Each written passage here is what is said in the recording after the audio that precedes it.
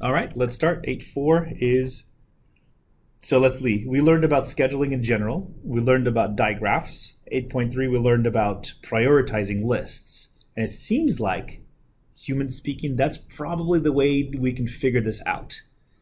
We just need to figure out what's the best priority list, and is there a way, is there an algorithm to figure out the best priority list? That's what we want to do here. So, decreasing time algorithm. What in the world is that? But I like it because we're decreasing our time. That's about the only good thing there. So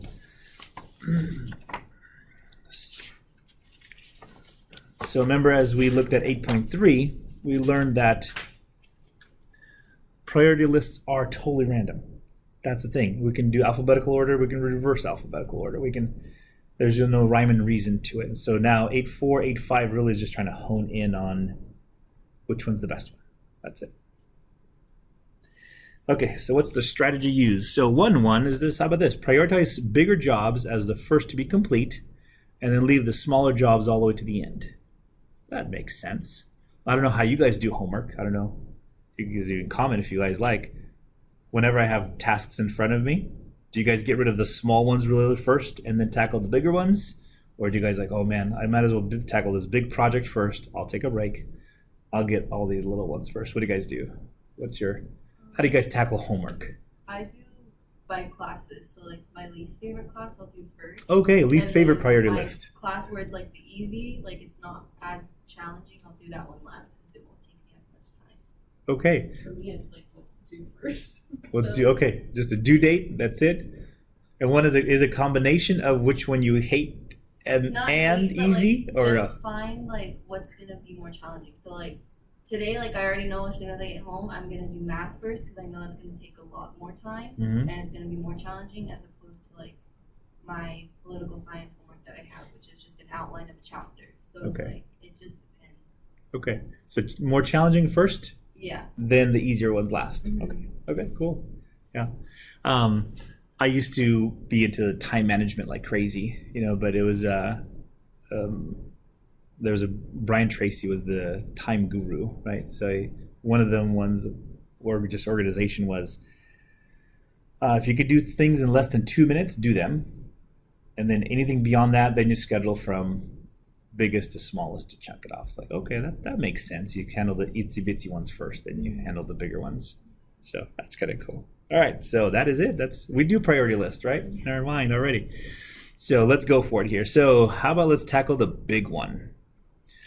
So we have this guy here.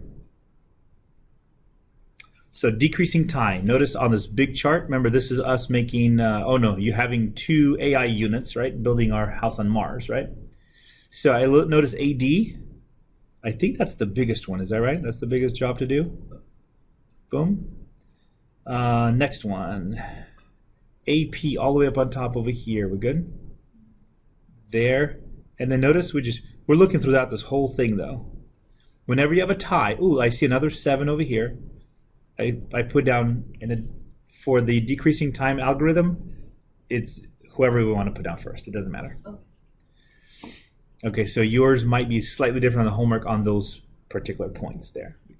So AW, there's 2 6s here. AW is 1, and FW, this guy over here, also 6 hours. So notice, it goes 5 to 4 to 3 to 2 to 1. So now the question is this going to work?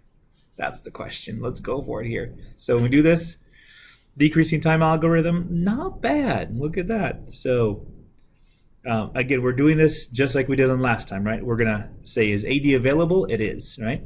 That's available. AW is available, right? Because the first task. AF is available. And AP is available. So we start with the first one. Here's your first one. And we just do exactly what we learned in how to keep track of it in 8.3. All right, and that is not bad. We have a little bit of idle time, but for the most part, 42 hours to be done with the whole project. Okay. When look at the finishing time under D, you can't help but feel, I don't know, I thought it was a good job. Prioritizing jobs as short as turned out to be somewhat of a dud. I think it was okay. I disagree with the text here. Okay, so maybe they want something even better than that here. Okay, how about this? How about we work backwards from the end? We can see that we made a bad choice at time equals 33. Let's go to that real quick here. Time equals 33. Right here, notice all this idle time right over here. So that's really where at least the hiccup happened here. If we just reprioritize this piece here, then we would have done a lot sooner. Without, what is that, 2, 4, 6 hours of idle time for these projects. That could have taken a lot faster. All right, so then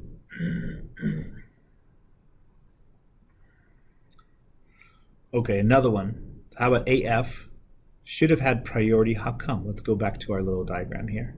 Why AF5 should have had priority beyond everything else?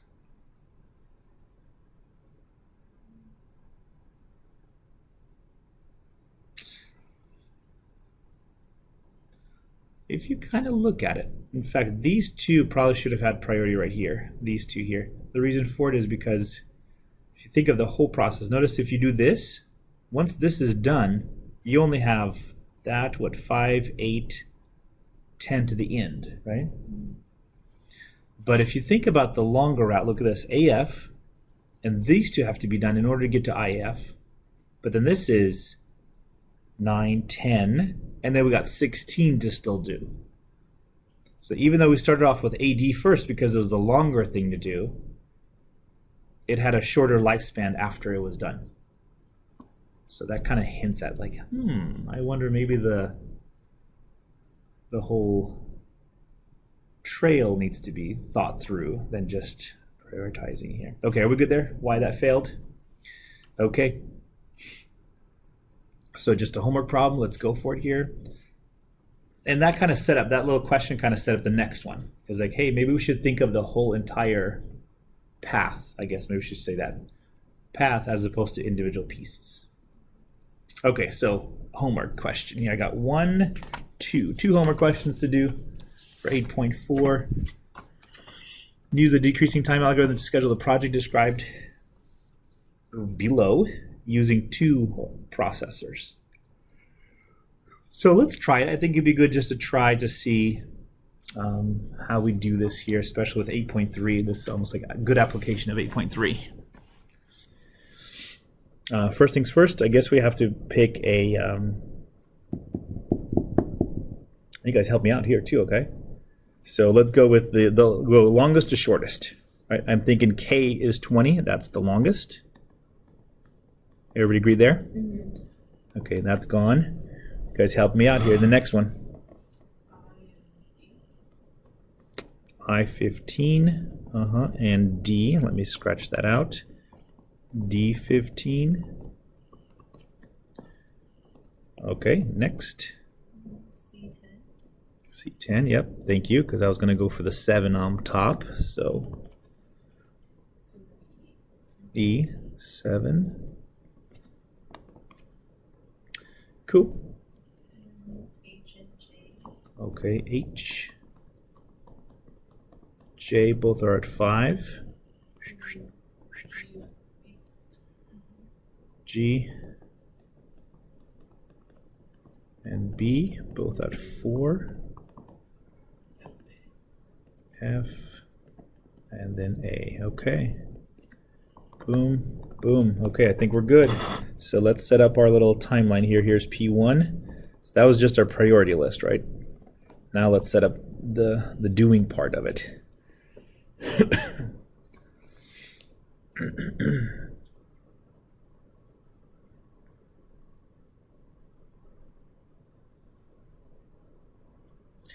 Okay, we're good?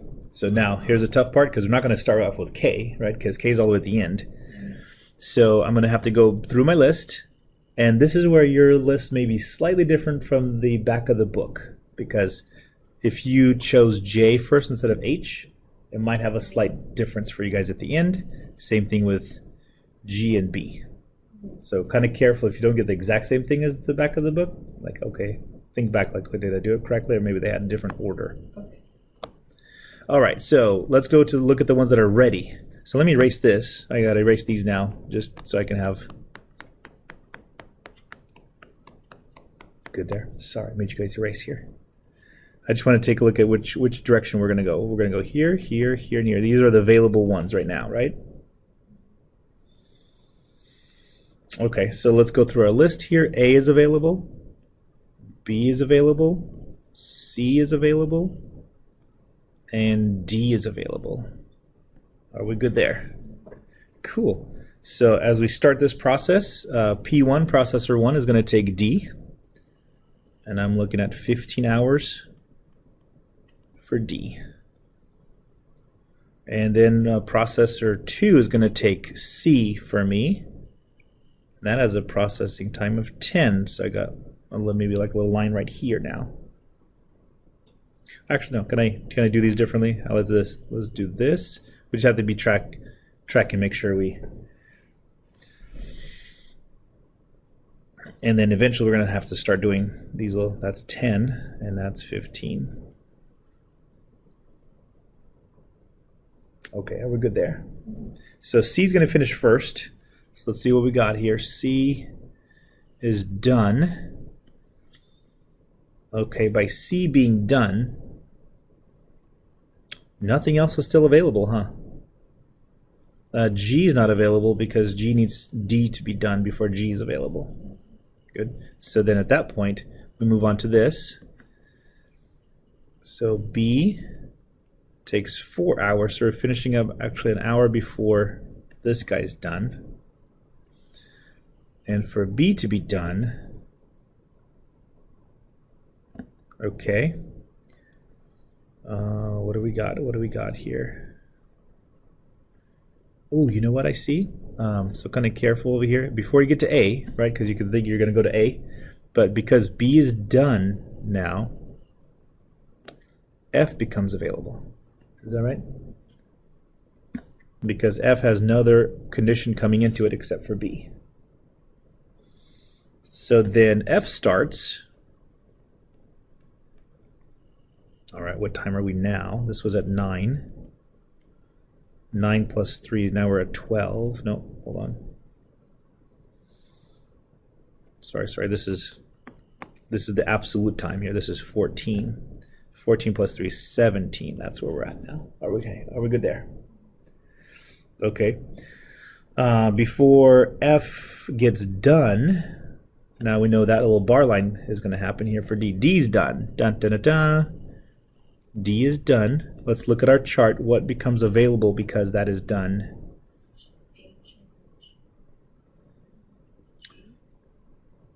Yeah, so let's see. H. You guys talk to me here. H and G become available. Is that true? Does it help to cross them out again as we're done with them? B's done, right? A's not even looked at yet. Oh, F. Sorry, guys. This is where it keeps trying. So you got to put a slash through F, right? Because we started the process. Okay, boom.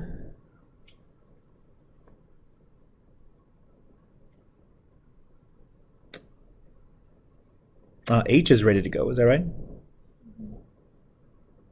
And G is ready to go as well. But H has first priority. H starts here for 5 hours. Now we're about right here. Now we're at 20 by the time it's done. So can I start this one?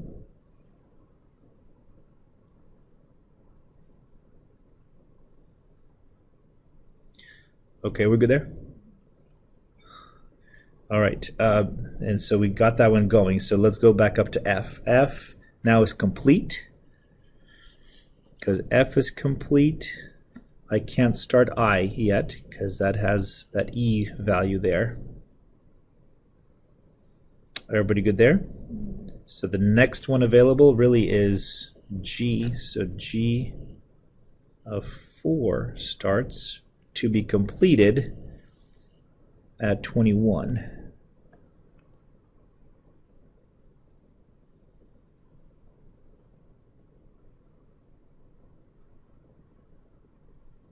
Okay, sounds good so far? Keep up with me. I can make mistakes here. So what are processors that are going? H and G, right? H is going to be complete. H is complete right now at 20 hours. And then J is available now. Everybody agreed there?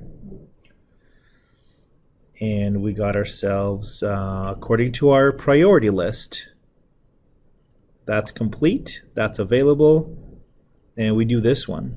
So J for 5 hours. 5, that gets me at 25 now. So far, so good? Okay, what are processes that are running? These guys here. So H is going to finish first. Oh, sorry, G. Sorry, G is going to finish. Okay, so what is available now? No.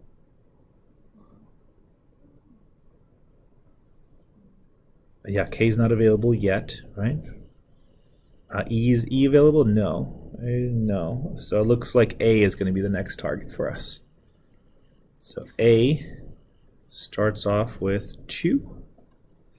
So 21 to 2 more makes 23 right here.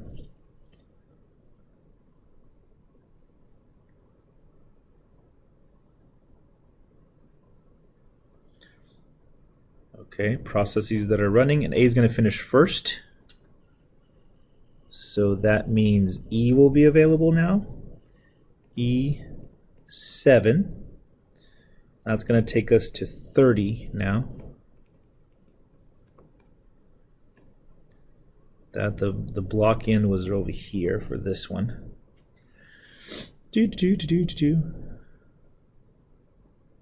This is what? Just making sure. That's J being done, right?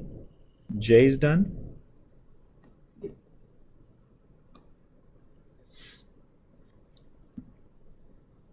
At 30. J is done at 30. Oh, no fun. Look at this. J is done. This little sequence in the bottom is finished, right? But notice we have this whole top array that still needs to be done, right? But they're all sequential. They're all in a sequence. So A has to be done. Once A is done, E becomes available. Oh, we started on that one, right? Yeah. Once E is done, only after that does I become available. And that goes for 15 hours. So we're at 45 now. That's not good. Okay, then after this one's done, then K becomes available, which actually is our last one. Oh, no. We're at 65 hours on this, and processor 1 pretty much has been idle all that time. Decreasing time algorithm sucks. At least for this one. Okay. But I think that's it, right? Finishing time is this one. I think finishing time is that much. Not a good way to do it, though. Huh? Okay. One more. Yeah, look at that. So finishing at 65. Okay. Let's go one more here. So 50. So this is going to be very similar to your homework and adds a few more equations into here. Something about finishing time, subtract optimus time divided by optimal time gets our, so let's call it relative error. So consider the project described in project diagram 39, which is below. Assume that you are to schedule this project with 4 processors. This should be fun. 4 processors. Use the decreasing time algorithm to schedule the project. Show the timeline for the project and the finished time. Okay. Next. Find the optimal schedule. Handed 17. And then use the relative error formula to find the relative schedule error from A and express your answer as a %. So, okay. So let's see if we can do this.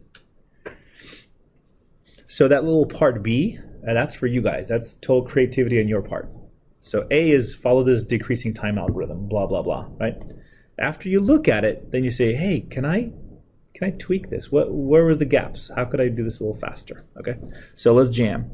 Let's go with the decreasing time interval. Help me out again. I see B10 is the...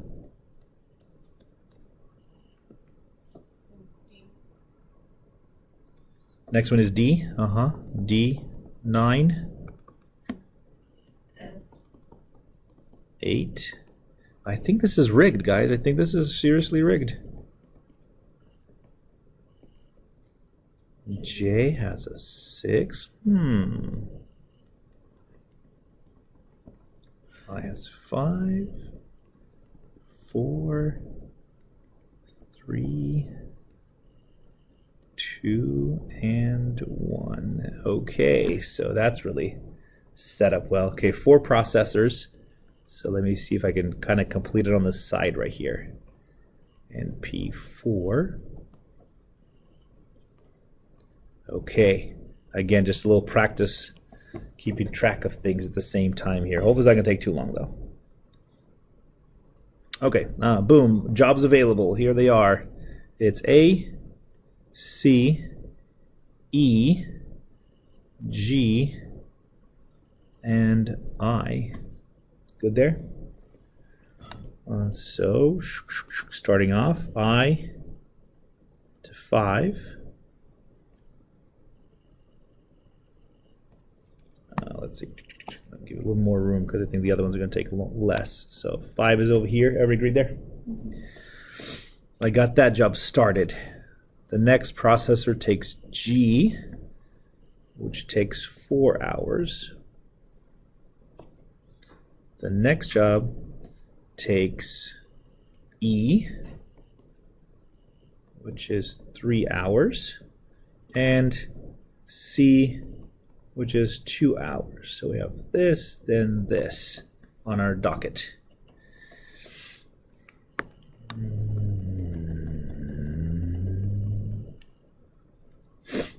Okay, as we come to hour 2, C is done. D becomes available, is that right? Right there. So C is complete. D is available. Let's go with D. D9. So now we are at 11 hours. We're over here. And maybe go down this time so it doesn't have to go through the whole thing. Okay, next one, docket E is done. So E is finished. F is available. And F takes priority. Oh, D got started. So let me put a slash through D. F is going to take 8 hours. Hey, also ends at 11. Okay. Let me just make sure. Crossed out. F has started. Are we good there?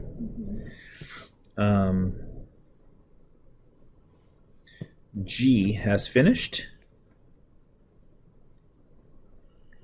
G has finished. H is available. H gets priority. So H, I'm not sure what's up with that. Everything's finishing at 11. H has finally got started. And I equal to 5. I5 is done.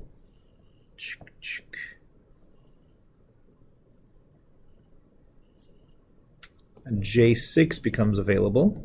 So J6 gets started. That's at 11. Again at 11.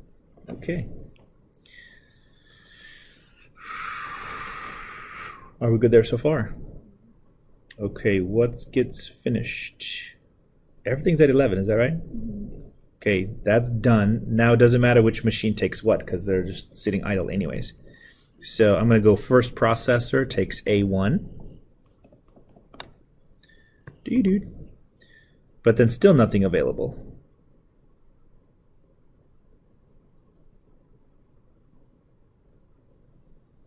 Oh yeah, here's the bottleneck right here. Just 1 hour, right? Once that is done, this becomes of it. Now you got one machine that's working for 10 more hours. That's gonna be sitting there doing whatever. Everything else is idle. Okay, let's talk about it. Let's think it through here. Is there a way to build an optimized schedule? Let's have that conversation. And what do you think? Just kind of throw it out there. This is brainstorming here. What do you think is going to help in this optimized schedule?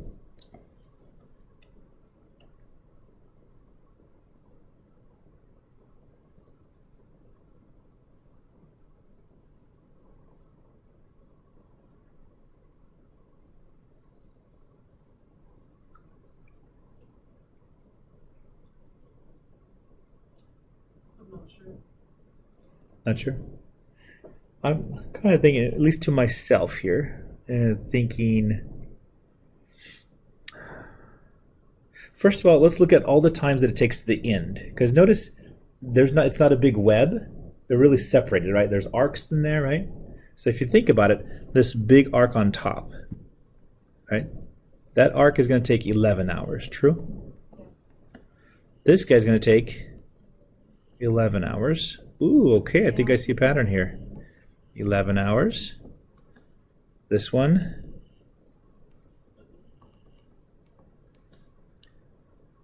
And this one. Are we good?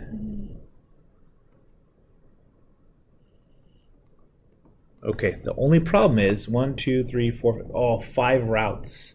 But we only have 4 processors. Not fun. Okay, so we have to sort of finagle the last job or something like that to get it here.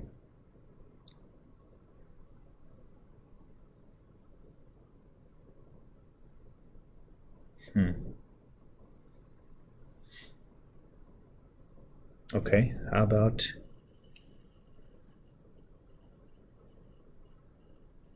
with 4 processors, right? Let's think about the one that takes the longest time on the back end, which will be this guy here, right?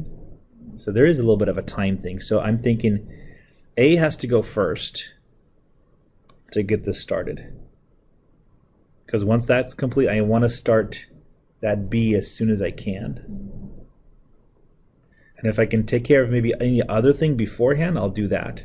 But it seems like, in my mind, it seems like these two are going to take a higher priority if possible, because they're so bigger. They're so much bigger at the end.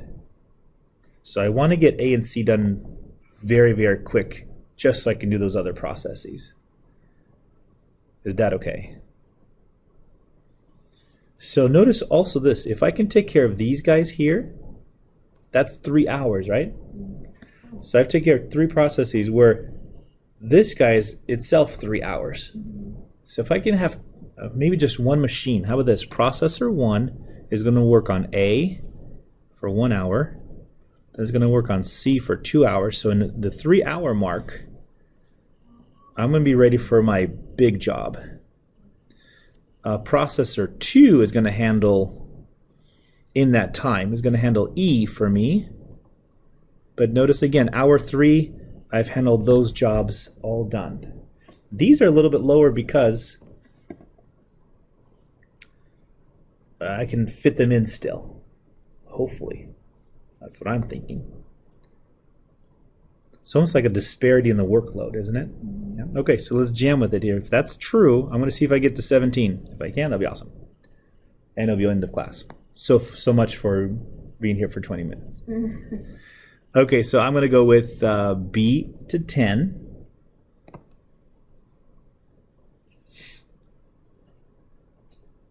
And just maybe that will work. I don't know.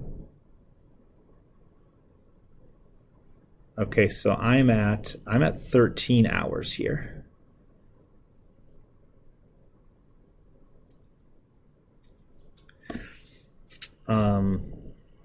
Okay, processor 3 and 4.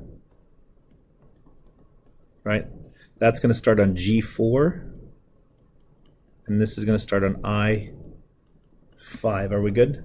So I've narrowed down at least that first barrier. I have narrowed it down with these guys. So this one ends not at 3 though, right? It ends at 4 now. And this guy ends at 5. Okay. Let's jam with it though.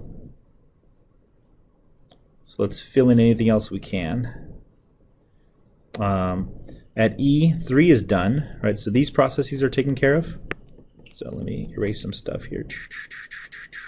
So as we look at time schedule now, that's done, and this just got started. This is done. So I'm going to just start off with F. That's going to be the 18 marker there. G.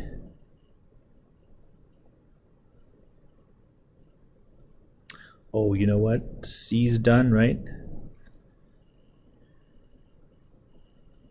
Ooh, hold on. We got ourselves a little problem. That little D9 right here. See how we're coming across this way? That's going to be our bottleneck as well. So I think I'm going to have to start D9 somewhere. Probably D9 right over here. I'm going to have to do it here.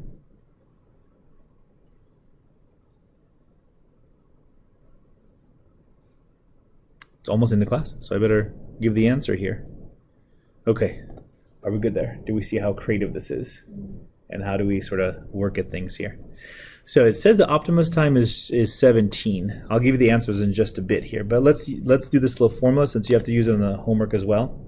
So the relative formula is this: to find the relative error. So how much did you in a sense, overcompensate over, if it's a cost function, right?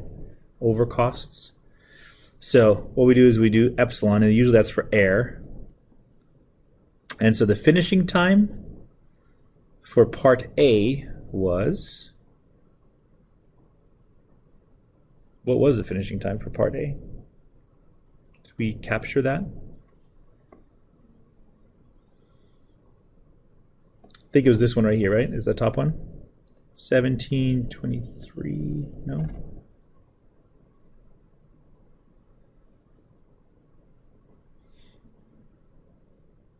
Oh, that's 10 hours. So I thought it was 16. Sorry, that 22 hours. Is that right? Yeah. Okay. So the formula, relative error is this: your finishing time, what you have, subtract the optimum time, which is 17, divided by the optimum time. So if you come and grab a calculator here, find out what that is. And then we usually write it as a percent. So you're going to multiply by 100 after that, I believe. So what do we get here? What's the number? Should be a point something, right? Point. I got 29.41. Okay. Did you click the percent button on it? Is that what you did?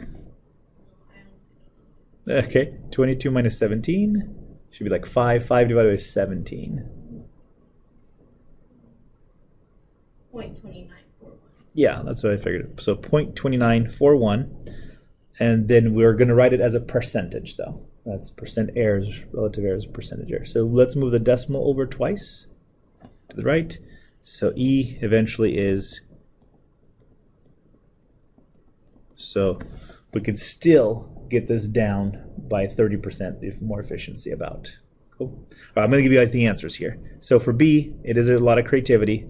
The answer for this one, if we want to write it out, would be C2, E3, G4, I5, A1, even though the first processor will still take A1. So hey, we were on the right track. Look at that. We got this built, right? We had those two built. What changed was, what changed? We started doing For P1, we did B10 instead of F8. yeah, we moved it over here. Okay, so by doing the smaller bits and moving that larger one actually to the end, that kind of gave this whole sequence a process here. So I just want to write down so if you want to write this down as well. So A1, the next process that got started was F8 on top. D9, H7, B10, and then J6. So optimum time was 17. But okay, difficult or easy to find that optimum time? I think it's kind of difficult, I think, right? We didn't get to 17, right? So I wonder how that's going to happen. Okay, with that, this is 8.4 lecture. We are done.